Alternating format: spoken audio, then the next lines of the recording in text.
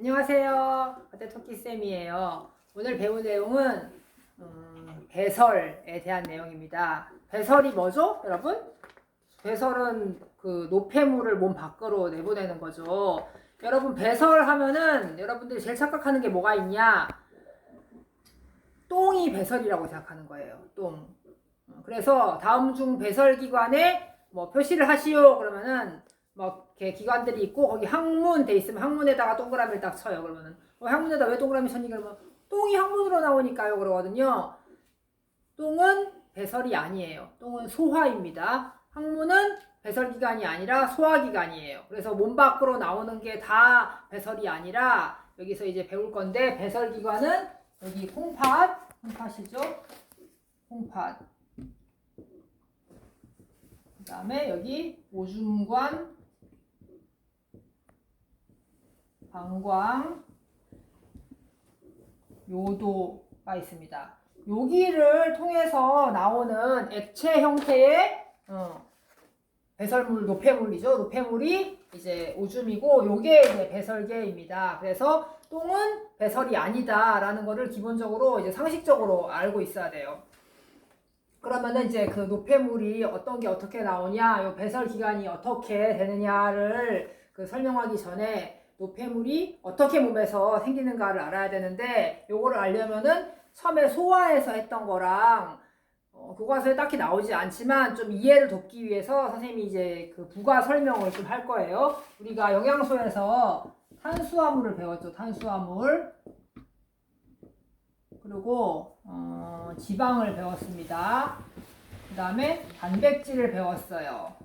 이런 것들이 에너지를 내고 몸을 구성하고 남은 찌꺼기들이 이제 몸 밖으로 나가게 되는데 그 제가 예전에 한번 잠깐 설명했는데 여러분 유기물, 무기물 그런 거에서 유기물이 뭐냐? 유기물은 여기 탄소, 수소, 산소로 이루어진 애들을 이제 유기물이라고 하거든요. 그래서 이런 세 가지가 쓸 거 다 쓰여지고 필요한 거 다 쓰여지고 이제 나갈 때 어떤 형태로 나가게 되느냐, 이산화탄소와 물의 형태로 나가게 됩니다. 이산화탄소 뭐예요? CO2죠. 물은 H2O입니다.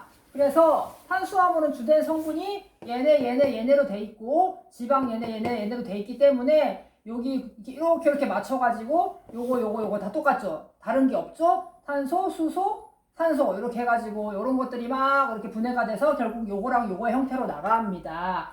근데 지방 탄수화물은 그런데 단백질은 CHO 이외에 뭐가 하나 더 있냐? 질소가 하나 더 있어요. 질소가 있습니다. 그렇기 때문에 얘네들은 탄수화물, 이산화탄소와 물 말고 이 질소가 없어. 여기 질소가 배출이 돼야 돼. 질소 어떻게 배출해야 될까요? 여러분 지금 1학기 때 분자식 배운 거 중에 질소 들어가는 거 뭐 있었죠? 기억나는 거 있어요? 몇 개 없는데 질소 들어가는 거. 네, 질소 들어가는 거 중에 요거 있었죠? 요거 기억나실까요? 요거 암모니아입니다. 암모니아.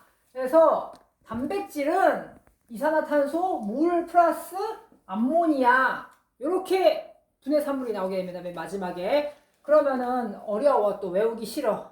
왜? 뭐가 질소가 있다 그랬는데 뭐지? 탄수화물이었나 지방이었나? 요걸로 외우면 됩니다. 질소. 질로 끝나니까 질소가 나오는 겁니다. 단백질에 요 질이 들어있어서 질소다 이렇게 외우시면 돼요. 그래서 단백질에 질자가 들어가니까 질소가 들어있다. 질소가 들어있기 때문에 얘는 이산화탄소, 물, 암모니아 세 가지로 분해가 된다. 최종 산물이 분해가 된다 이겁니다. 그러면은 여러분 초등학교 때 그거 배운 친구도 있고 이제 실험한 친구도 있고 아닌 친구도 있는데 암모니아 냄새 맡아보신 분? 암모니아 냄새. 네, 암모니아 냄새 엄청 안 좋죠. 암모니아 냄새 약간 똥 냄새, 방귀 냄새가 납니다. 그러면은 여러분이 방귀를 꼈어요. 방귀를 낄 때 고기를 먹고 끼는 방귀랑 고기를 안 먹고 밥만 먹고 끼는 방귀랑 어땠어요? 냄새가 달라요, 같아요? 다르죠. 고기 먹고 끼는 방귀는 어떻다? 냄새가 엄청 심해요. 완전 지독하죠. 왜 그렇다? 이 암모니아가 들어있기 때문에 그렇습니다. 즉 암모니아는 고약해. 냄새도 고약하고 냄새 고약한 애들은 성질이 못 됐어요. 얘들은 독이 있습니다. 독성이 있어서 이게 단백질 분해 산물 암모니아가 몸 밖으로 막 나온다. 그러면 독이 있어가지고 온몸을 다 망가뜨려요. 온몸을 다 망가뜨리기 때문에 얘를 독이 없는 성분으로 만들어줘야 돼. 그래서 암모니아는 이 안은 이게 중요한 말이 많이 나오는데 간에서 독성이 적은 요소로 바뀌어 콩팥에서 소변으로 오줌이라고 하죠. 오줌으로 배설된다. 요 말을 여러분 지금 들으면서 이 말을 5번 반복해서 읽어야 돼요. 그래서 여기서 암모니아, 간, 요소, 오줌 요 단어 중에 어디가 빈칸이 있어도 다 알아야 돼. 그래서 암모니아는 간에서 독성이 적은 뭘로? 요소로.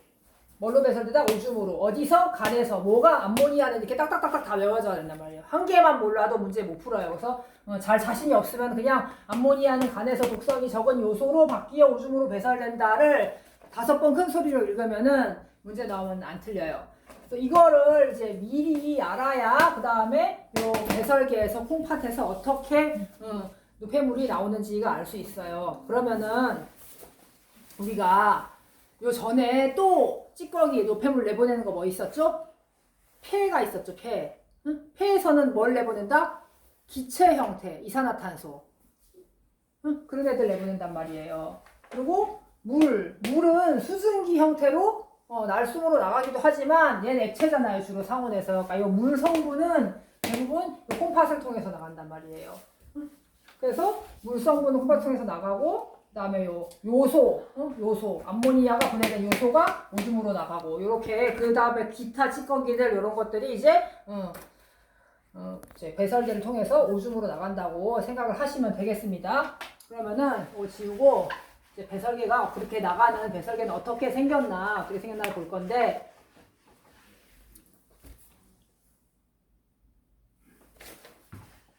잠깐, 죄송합니다. 네. 이제 이렇게 생겼어요. 콩팥에서 오줌이 만들어집니다. 여기 콩팥은 여기 옆구리 쪽에 있어요. 그 다음에 만들어진 오줌은 오줌관을 통해서 방광에 모아뒀다가 요도로 나가게 됩니다. 그러면 여러분 방광이 없다. 방광이 없으면 어떻게 될까요? 방광이 없으면은 화장실에서 하루 종일 살아야 돼. 밥도 거기서 먹고 공부도 거기서 하고 잠도 거기서 하고 그냥 오줌이 그냥 하루 종일 계속 이렇게 나오는 거예요. 그러니까 방광이 없으면은 화장실에서 계속 살아야 된다. 방광이 중요해요. 모아놨다가 나오니까. 그럼 이렇게 되고, 그러면 이제 요거 약간 폐랑 비슷하죠. 폐도 이렇게 양쪽에 2개씩 있는데 콩팥도 양쪽에 2개씩 있어. 그러니까 폐를 전에 확대해서 봤었죠. 그러면은 기관지 있고 나눠져서 그 폐포라고 엄청 조그맣고 징그럽게 생긴 애들 있잖아요. 걔네들이 기본 단위란 말이에요. 이 콩팥도 똑같이 기본 단위가 있어. 기본 단위가 어떻게 돼 있냐? 얘를 이렇게 잘라가지고 이렇게 보면은 이렇게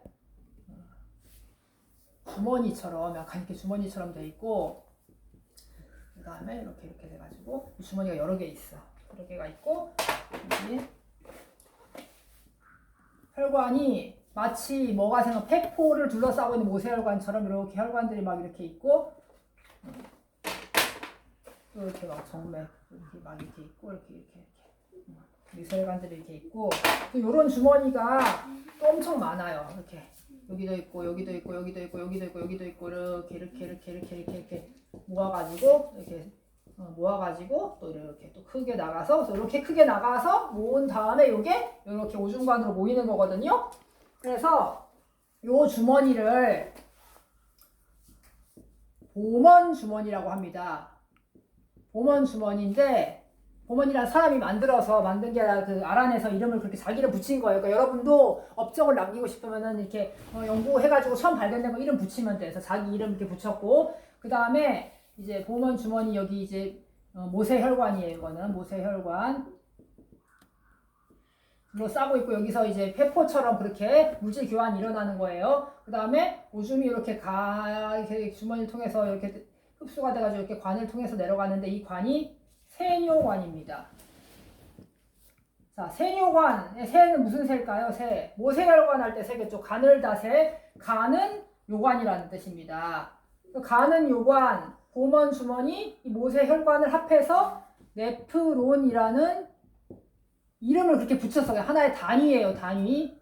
요 네프론이란 단위가 있고요. 네프론이 수십 개가 모여서 마치 폐포가 수십 개가 모여서 폐가 되듯이 수천 개가 모여서 되듯이 이렇게 된 거예요. 세뇨관이 모이고 모였어요. 그럼 이제 더 이상 가늘지가 않을 거 아니에요. 이제 굵어졌단 말이에요. 이 굵어진 거는 그냥 세뇨관이 아니라 그러니까 요관이죠. 세하지가 않으니까 이제 더 이상 요관인데 요관이 두 글자니까 좀 이상해서 그런지 요새는 요관이라고 안 하고 오줌관이라고 부르더라고요. 그래서 이 세뇨관이 모이고 모여서 이렇게 나오게 된 게 요관이 되는 겁니다. 그러면은 뭔가 좀 폐랑 비슷한 것 같지 않아요? 콩팥이랑 폐랑 좀 비슷한 것 같죠? 폐는 기체로 된 노폐물을 내보내는 역할을 하죠. 날숨을 통해서. 그 다음에 콩팥은 어떻다? 액체, 물 성분으로 된, 그러니까 오줌, 그런 물 성분으로 된 노폐물을 내보내는 역할을 한다. 그러니까 폐나 콩팥이나 노폐물을 내보내는 거는 똑같아. 근데 폐는 기체 형태, 그러니까 이산화탄소나 수증기 주로 나가고, 그러니까 물 성분은 수증기로 아주 약간 코로 날숨으로 나가고, 액체 성분 물은 이제 콩팥으로, 그러니까 배설을 통해서 오줌으로 나간다는 거죠. 그럼 뭔가 이렇게 상관관계가 있을 것 같아. 아까 그 네프론, 보만 주머니에 둘러싸고 있는 모세혈관이 왠지 폐포랑 비슷하게 생겼잖아요. 폐포에 막 징그럽게 모세혈관들이 있는 거. 그래서 얘를 좀 단순히 외우는 차원이 아니라 이해를 좀 돕기 위해서 이렇게 생각하면은 조금 좋아요. 이거는 문제집이나 책에 안 나오는데 선생님이 여러분 공부를 돕기 위해서 한번 만들어 봤어요. 그렇게. 그래서 보먼 주머니가 폐포 같은 거야. 교환물이 이루어지는 주머니, 포도처럼 생긴 주머니죠. 그래도 주머니 포도처럼 생겼거든요. 그다음 세뇨관은 매우 가는 요관인데 기관지도 기관이 처음에 나눠지고 하면은 가는 기관지라 그래서 이제 엄청 세 기관지로 나눠지거든요. 그래서 요걸 통해서 오줌이 나가. 기관지를 통해서 기체가 나가. 그다음에 오줌관은 뭐예요? 그러면은 이제 기관지가 가는 기관지가 굵어져서 이렇게 날숨을 쉴 때 나올 때 어디를 통해서 나오죠? 기관을 통해서 나오죠. 기관. 그래서 여기 오줌관은 말하자면 기관이에요. 날숨 쉴 때 나오는 기관. 그럼 기관이 맨 나중에 날숨 어디로 나와요? 콧구멍으로 나오게 되죠. 콧구멍. 콧구멍의 역할을 하는 게 이 노폐물, 액체 노폐물을 나오게 하는 게 뭐다? 요도이다.